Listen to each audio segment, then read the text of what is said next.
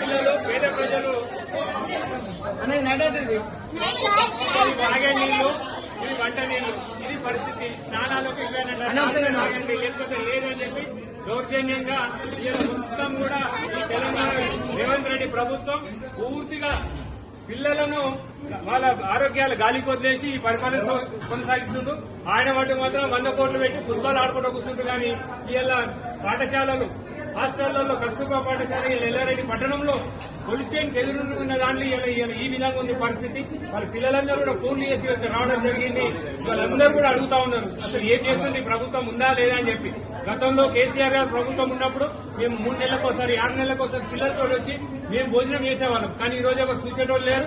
ఎంతసేపు వాళ్ళకు ప్రభుత్వం వచ్చింది అధికారం అనుభవించడం తప్పితే పిల్లల బాగోగులు చూసేది వాళ్ళ ఆరోగ్య పరిస్థితి తెలుసుకునే పరిస్థితి లేదు.